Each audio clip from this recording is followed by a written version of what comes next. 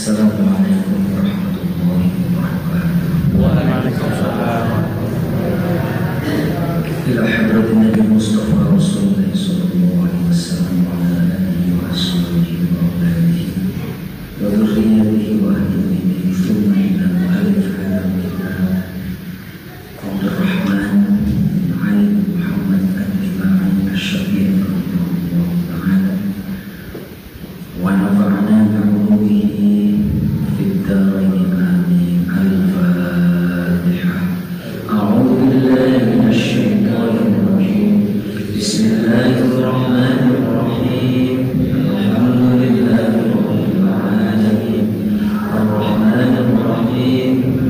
Maliki yaumiddin. Iyyaka na'budu wa iyyaka nasta'in.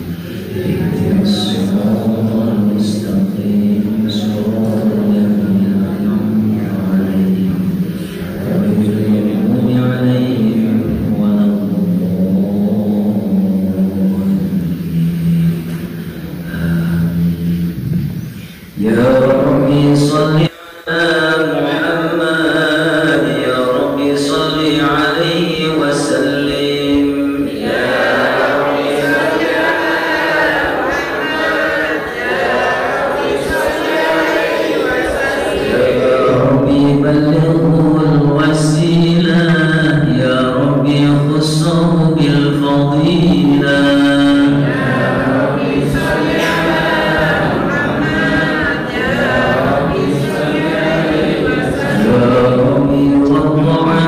الصحابة يا ربي وارحم والدينا. يا ربي صل على محمد، يا ربي صل عليه وسلم. يا ربي وارحم كل مسلم، يا ربي وارحمنا جميعا. يا ربي صل على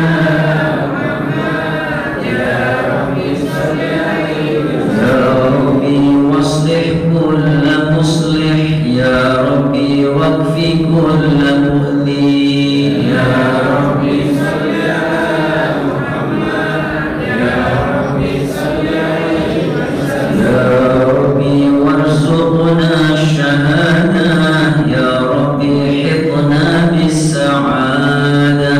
يا ربي صل على محمد، يا ربي صل عليه وسلم. يا ربي حفظانك وأمانك، يا ربي واسكننا جنانك. يا ربي صل على محمد، يا ربي صل عليه وسلم. يا ربي نختم بالمشفع، يا ربي صل عليه وسلم.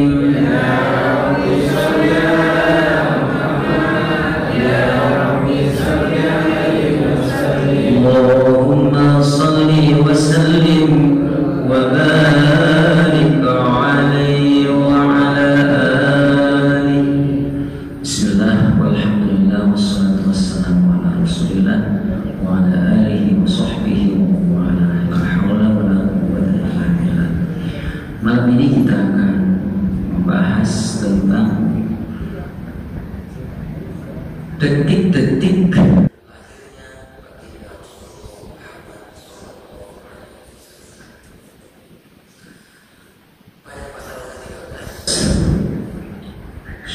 Abdurrahman Tibai mengatakan Fattazzal arshu daraban wastibsharan wazdada al-kursiyyu haybatan وامتلأت السماوات أنوارا وضجت الملائكة تهليلا وتمجيدا واستغفارا.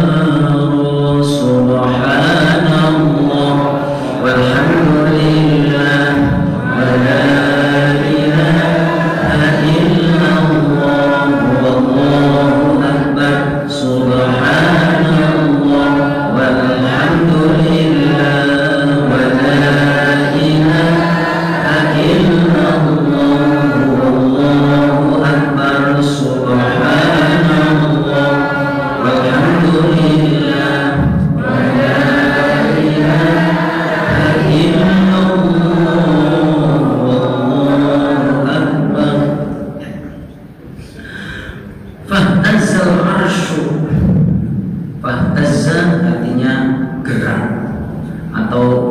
goncang.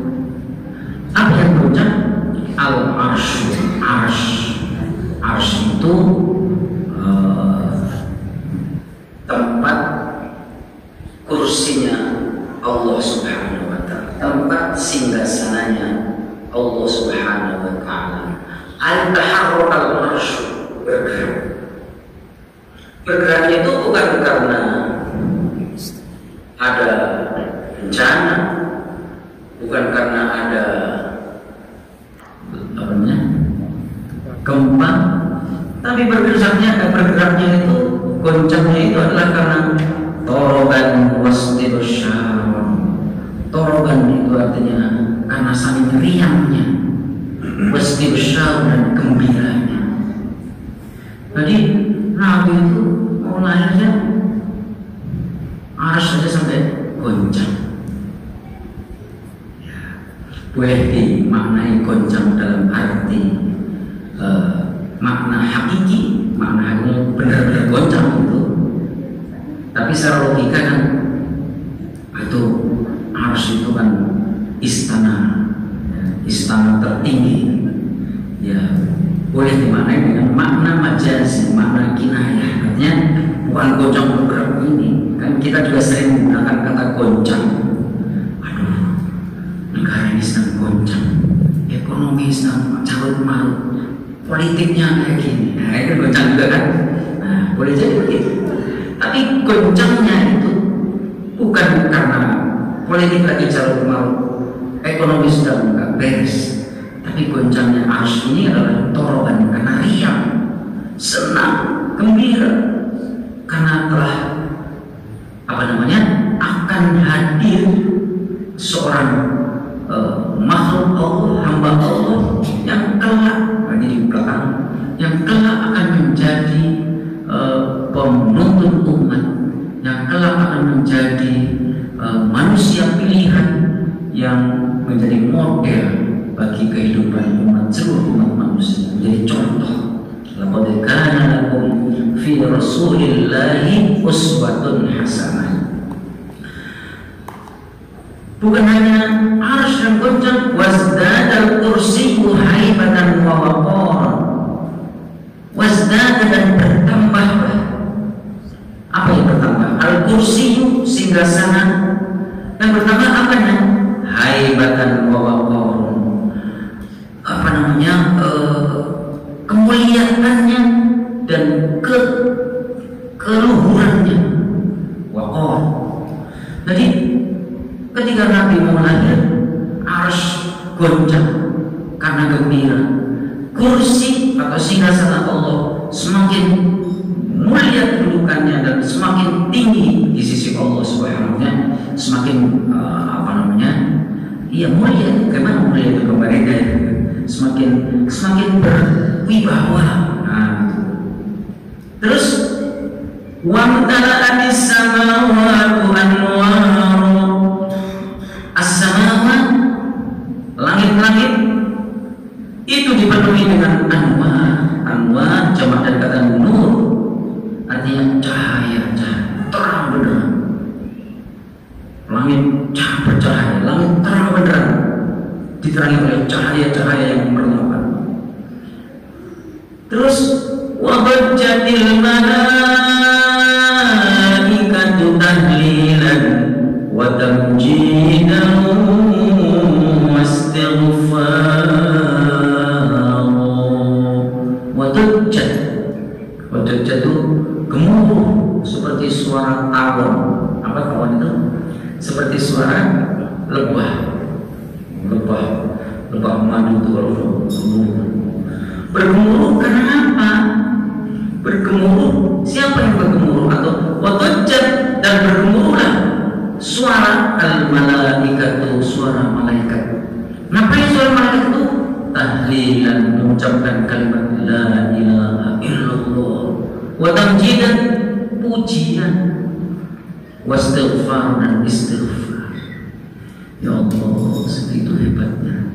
Baru mau lahir seorang nabi akhir zaman, nabi penutup para nabi. Kita oke lah, lahir kita sudah bagaimana supaya kita itu kelak ketika kembali itu dalam keadaan orang bergemuruh melafalkan kalimat-kalimat tahlil, kalimat istighfar, kalimat-kalimat tasbih, kalimat-kalimat thayyibah. Karena apa? Karena sayang kepada kita yang pada saat itu kita telah dipanggil oleh Allah. Dalam kehidupan itu ada 3 tonggak sejarah yang tidak boleh dilupakan. Yang pertama kelahiran, yang kedua awal berkeluarga pernikahan, yang ketiga adalah kematian. Mari kita renungkan kelahiran. Ketika kita lahir sudah barang tentu disambut dengan penuh kegembiraan oleh orang tua kita, paling tidak orang tua, belum lagi mamang kita, bibi kita, encang-encing kita, ya kan, engkong kita, kakek nenek kita gembira melihat kita lahir dengan selamat. Terus ketika pernikahan semua pasti gembira, gak ada sedih. Nah, ada 2 kegembiraan akhir nikah.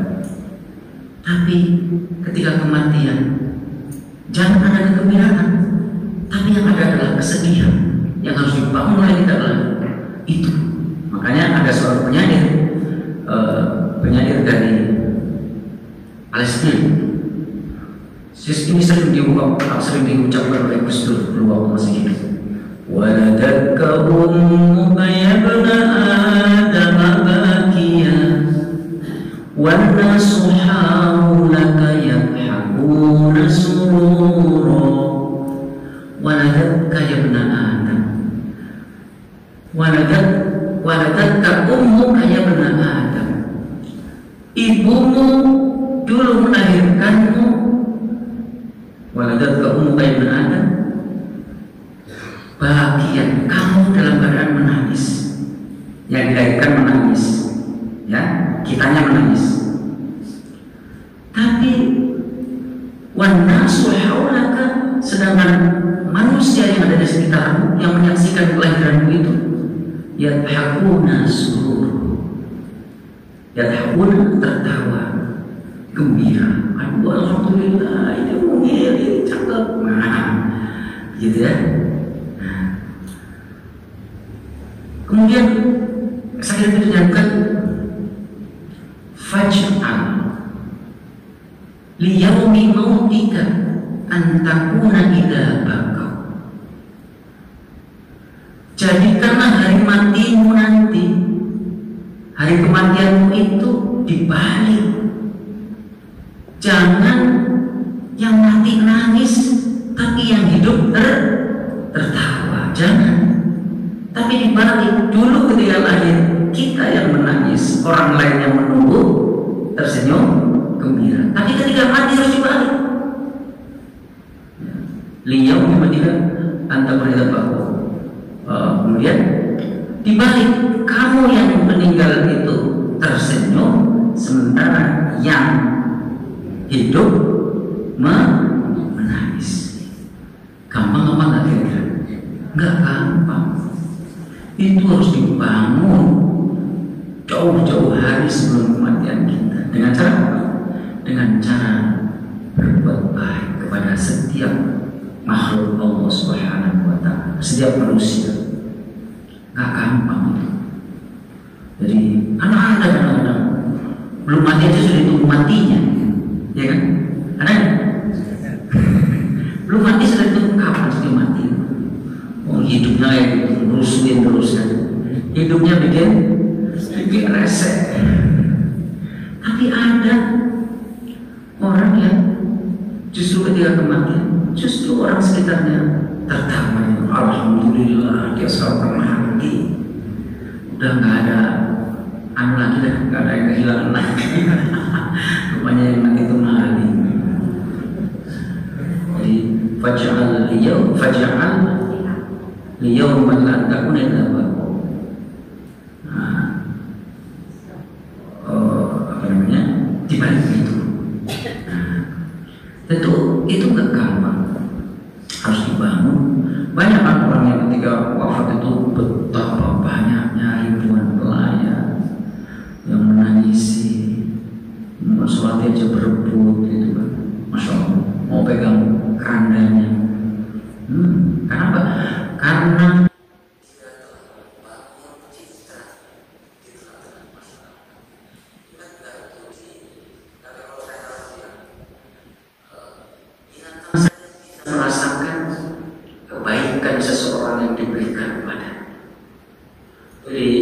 lagi di Jepang, ada Pak Tengah di sini.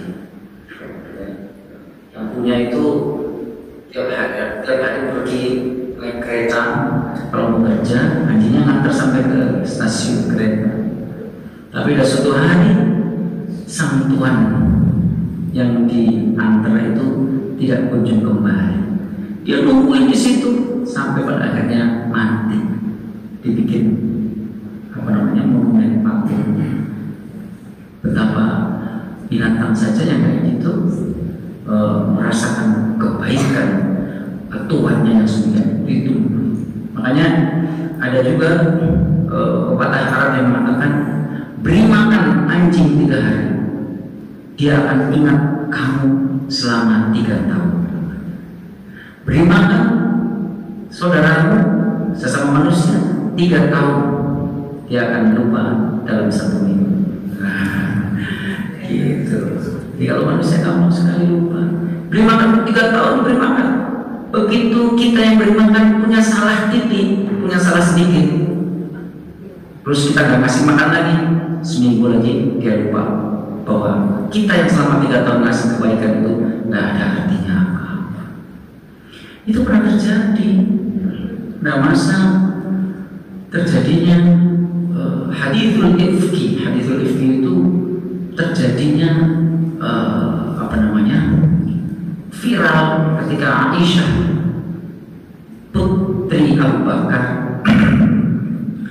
ketika diajak Nabi berperang menghadapi kaum Bani Mustalik namanya. Ketika berangkat bersama Nabi, pulang juga bersama Nabi, tapi satu di tengah jalan karena habis melakukan pertempuran capek, tertawanya juga capek. Di tengah jalan Nabi mengatakan istirahat di tengah jalan. Kemudian ketika dalam istirahat itu Aisyah keluar dari secukupnya. Secukup itu loh,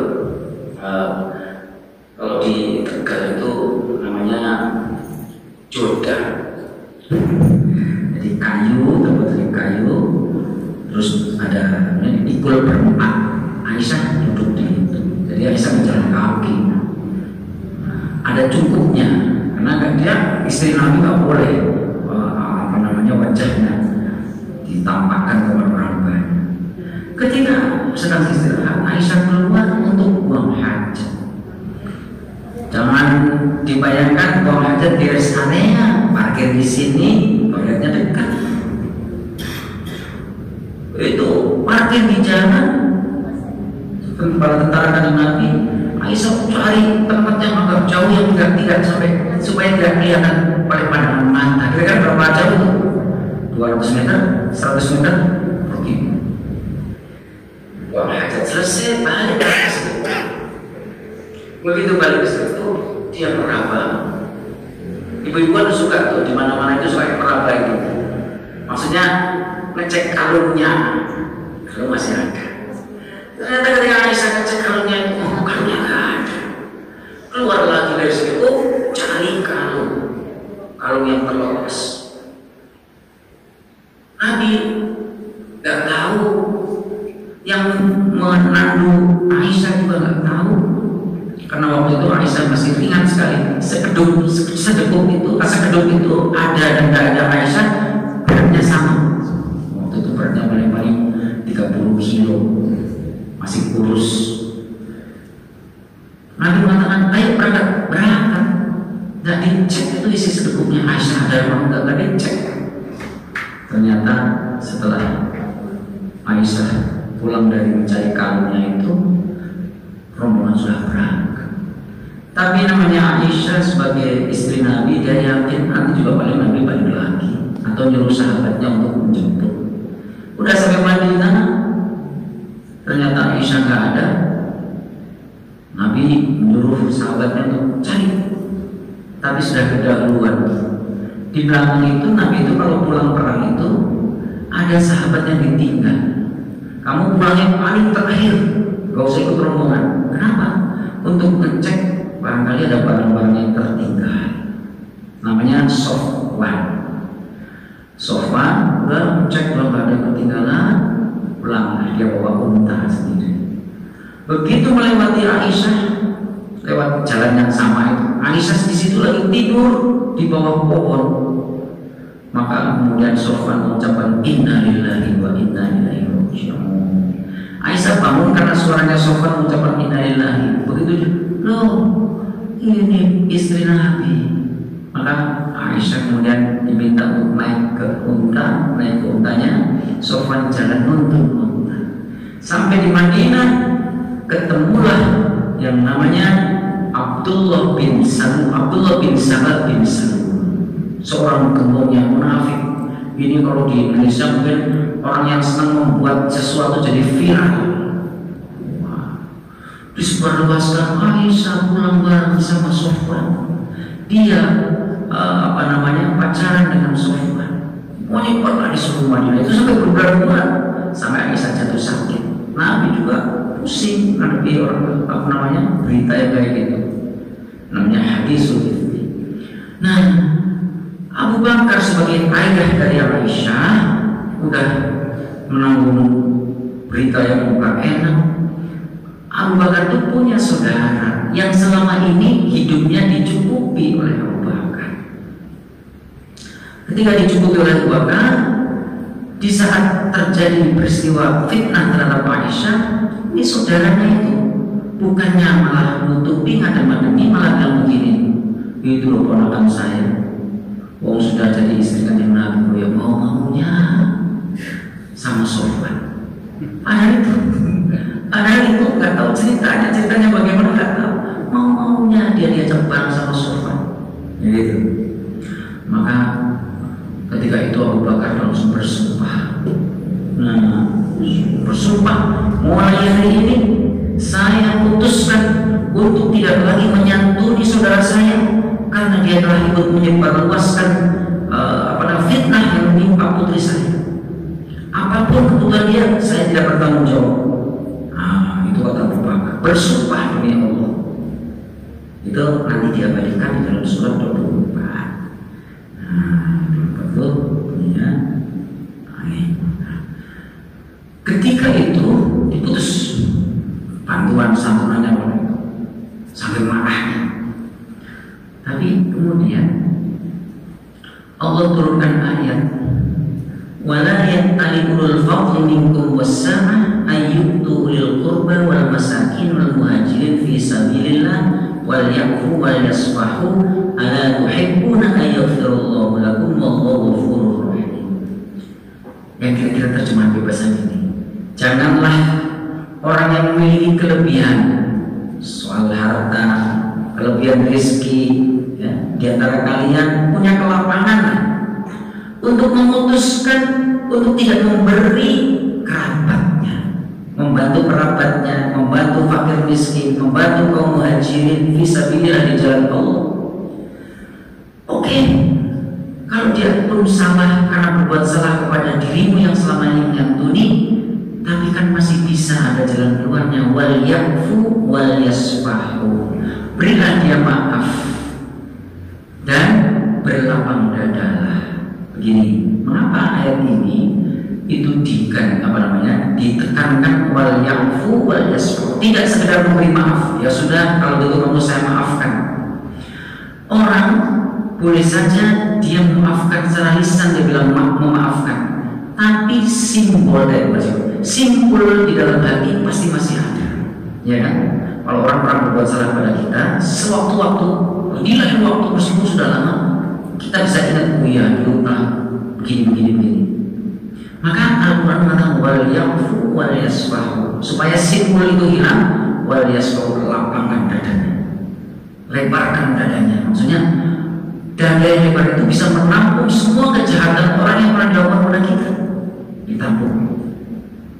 Itu namanya wal yafu wal yasfahu. Jadi maaf itu tingkatannya ada banyak. Memaafkan itu ada banyak tingkatannya. Ada yang sekedar memaafkan tapi kesalahan orang itu masih ada sih. Ada yang memaafkan, kesannya sudah hilang, tapi suatu itu masih bisa dilihat lagi, masih bisa dirasakan lagi.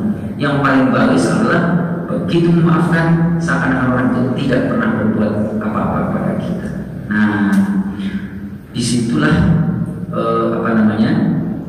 Abu Bakar ditegur oleh, ya sebenarnya teguran ayat ini sebab lantaran sebabnya asbab nuzulnya adalah karena Abu Bakar seperti itu. Ya waliyakum waliyaswab. Oke, kita lanjutkan ke permasalahan kita. Nah, jadi wa bajjatil malaikatu tahlilan wa tamjidan wa istighfar. Malaikat gemuruh mengucapkan, para malaikat bergemuruh mengucapkan kalimat tahlil. Kalimat tahlil itu kalimat la ilaha illallah. Jadi kalau ada orang bilang tahlilan itu bid'ah, dia mengucapkan kalimat la ilaha illallah itu bid'ah. Wa tamjidan, pujian, wa istighfar, dan istighfar. Oke.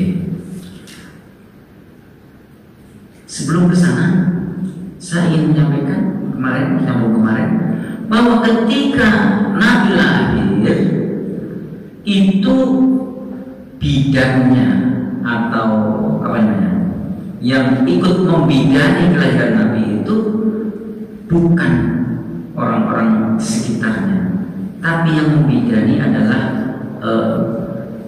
istri Nabi, kemudian juga ibunda Nabi, Nabi Isa, Maria. Di dalam kitab Al-Barzanji ditulis oleh Imam Ja'far Al-Barzanji disebutkan walamma tamma min hamlihi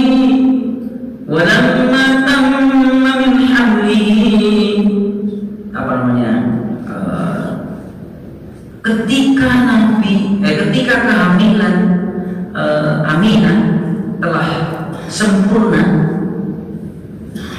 maknanya walamma tamma min hamlihi, bukan syahroni yang maksudnya bukan, walamma tamma min hamlihi ala rajih is'atu ashhurin wa maliyah, ketika telah sempurna kehamilan Siti Aminah, yang menurut pendapat yang paling rajih, pendapat yang paling apa namanya paling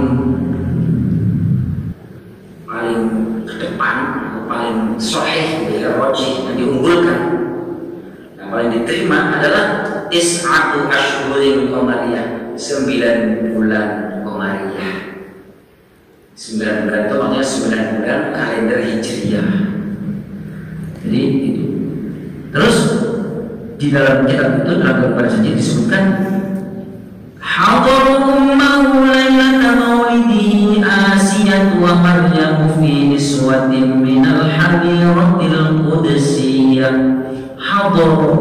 Hadir pada saat kelahiran Nabi Muhammad SAW.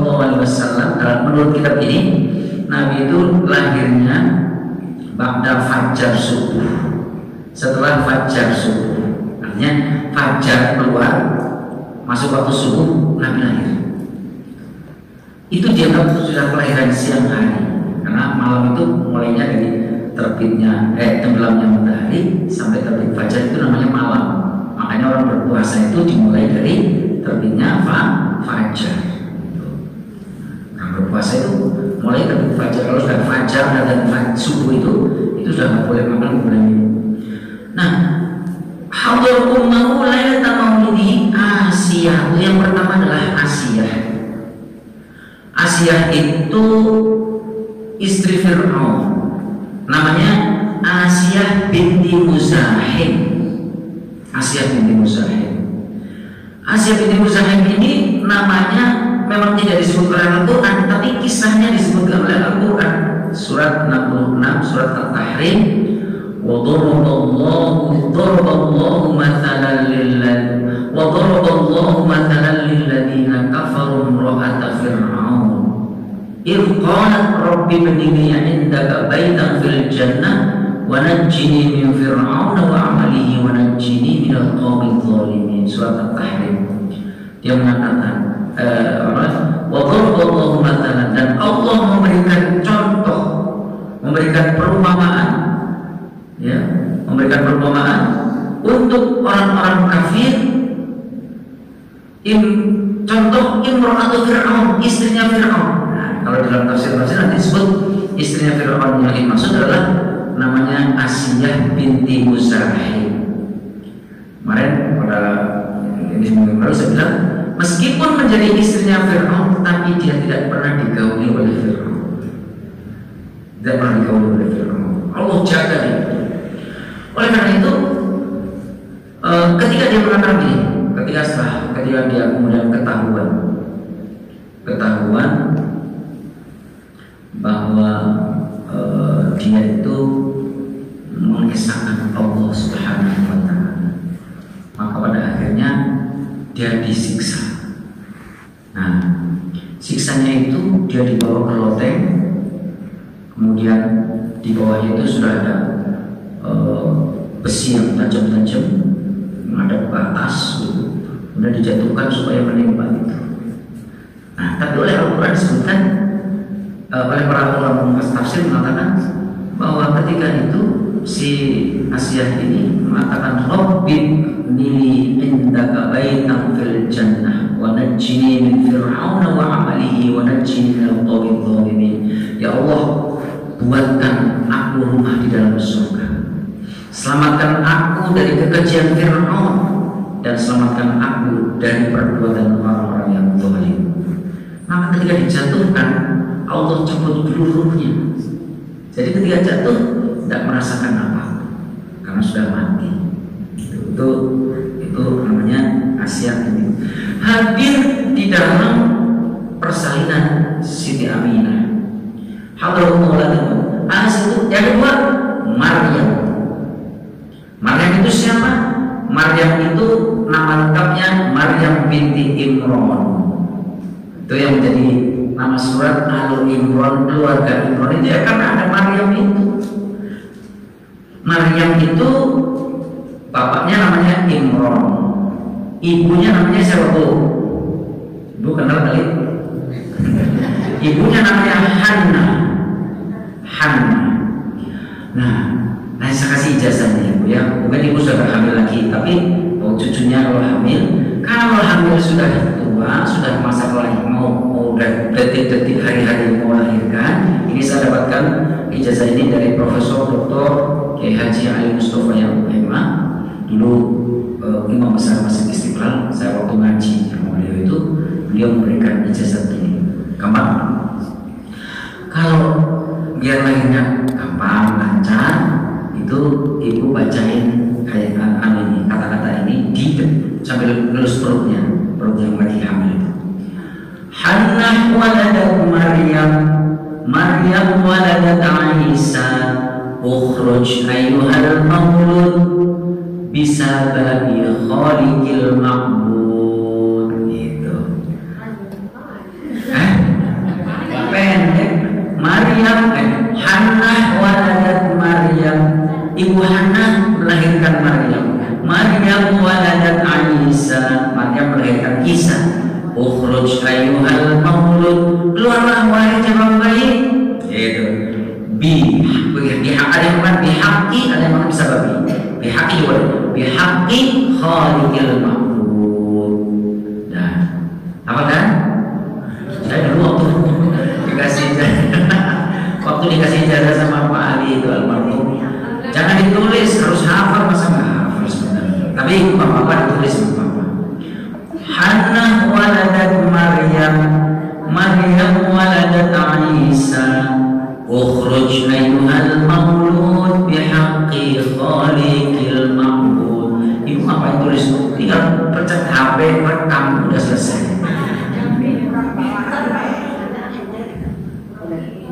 Nah, tapi di samping Maryam, di samping Asia tadi, kemudian di dalam kitab Al-Barzani disebutkan hadara ummahu lailata maulidihi Asiyatu wa Maryam fi niswatin minal hadiratil qudsiyah, diiringi bersama wanita-wanita dari surga. Jadi yang mengiringi kelahiran Nabi Muhammad, yang menyaksikan kelahiran Nabi Muhammad itu adalah orang-orang yang sudah berada di alam lain, di alam surgawi. Asia, Maryam, dan kemarin saya sebutkan Hawa, kemudian Siti Sarah, ya kan, menemani persalinan baginda Rasulullah Muhammad SAW. Hadanya Hawa, Ummu Musa. Nah, itu Masya Allah. Nah, saya mengatakan tadi kan, upayakan kalau dulu kita lahir menangis, maka ketika kita wafat, ketika meninggal, usahakan kita yang tersenyum gembira, sedangkan orang-orang di sekitar kita menangis karena apa? Menangis karena merasa merasa ditinggal, merasa kehilangan. Baik, kita terus walam tazal ummuhu taw'an wa 'ammin fakhrihi wa fadlihi walam tazal terus menerus ummuhu, ibundanya Muhammad, maksudnya Aminah, taw'an wa 'ammin fakhrihi wa fadlihi, Aminah melihat keagungan dan kemuliaan yang dimiliki oleh jabang bayi yang dilahirkan. Ila nihayati tamami hamli, sampai sempurnalah ila waqtil waqti, sampai sempurna kehamilan dan waktunya kelahiran. Jadi walam tazal ummuhu taw'an wa 'ammin fakhri wa fadli, maksudnya selama kehamilan itu sampai waktu detik-detik akan lahir, Aminah seringkali melihat keagungan, melihat kemuliaan yang ditampakkan oleh Allah Subhanahu wa taala kepada Aminah dengan bermacam hal. Apalagi pas malam kelahiran atau pas hari malam kelahiran kanjeng Nabi, banyak sekali kejadian-kejadian yang terjadi pada saat itu. Bisa dilihat di dalam buku sejarah, ada apinya Majusi tiba-tiba mati. Api yang biasa disembah oleh orang Majusi itu tiba-tiba padam. Padahal selama ini nyala, nggak pernah. Namanya api seperti di drama itu ada api alam itu, api abadi. Itu tiba-tiba mati. Kemudian kerajaan Romawi terjadi goncang dan sebagainya. Banyak, ada sekitar 12 peristiwa yang pada saat kanjeng Nabi sallallahu alaihi wasallam. Falamma ishtadda bi'at-talqu bi'idni rabbil khalq, maka tatkala ishtadda itu artinya qawi, maka saat sudah mulai, kalau sekarang itu mungkin ishtadda bi'at-talqu itu sudah pembukaan sampai berapa? 10. Lama amat. Iyalah, ikut aja, saya nggak tahu ya, yang percaya. Falamma ishtadda bi'at-talqu bi'idni rabbil khalq, maka tatkala sudah pembukaan 9 menuju 10 atas kelahiran kanjeng Nabi, bi'idni rabbil khalq, dengan izin Tuhan, dengan izin Rabb al-Khalqi, Tuhan Rabbil Khalqi, Tuhannya para makhluk. Wa ta'atil Habib sallallahu alaihi wasallam, keluarlah kanjeng Nabi Muhammad, keluarlah bayi Nabi Muhammad sallallahu alaihi wasallam. Keluarnya kayak kita. Kalau kita keluar terus lentang. Kalau Nabi enggak, apa? Wa ta'atil Habib sallallahu alaihi wasallam sajidan, sujud. Bayi kok bisa sujud? Syakiran, bersyukur. Hamidan, bertahmid. Ka'annahul badru fi tamami. Masya Allah. Wa ta'ala hadith akhraj sajidan syakiran hamidan, nazala bihai'atis sujud, dia seperti orang yang sujud, ya, min hamdis syukur, ya, yang mengandung bentuk kesyukuran. Masya Allah, itu Nabi Sallallahu Alaihi Wasallam. Nabi lahir tidak berlumuran keturupan, berlumuran darah, bersih. Bahkan di dalam Al-Barzanji, beliau lahir itu sudah dikhitan. Khidmahtunan makhulatan bi kuhlil inayati aina. Kala itu beliau sudah dikhitan. Kemudian matanya seperti orang memakai celah. Tahu celahnya? Alihah celah mata itu. Saya tadi baca di mana ya? Itu ada 10 orang nabi yang lahir sudah dikhitan. Sudah selesai. Ya. Ada 10 orang nabi yang lahirnya sudah dikhitan. Antara lain adalah Nabi Muhammad, kemudian Nabi Musa, ya, Nabi Musa, ada 10 pokoknya. Ada 10 orang nabi yang ketika lahir sudah dikhitan. Kalau orang sini lahir dari khitan katanya itu yang mengkhitan iblis dari setan. Ya. Insyaallah kita bahas pada ini. Mudah-mudahan ada manfaatnya. Kita berusaha sama-sama ketika kita kembali kepada Allah Subhanahu wa Ta'ala, kembali dalam keadaan tersenyum, dan kita mampu mengucapkan kalimat la ilaha illallah, ditunjukkan oleh Allah tempat yang akan kita tempati setelah kematian. Amin.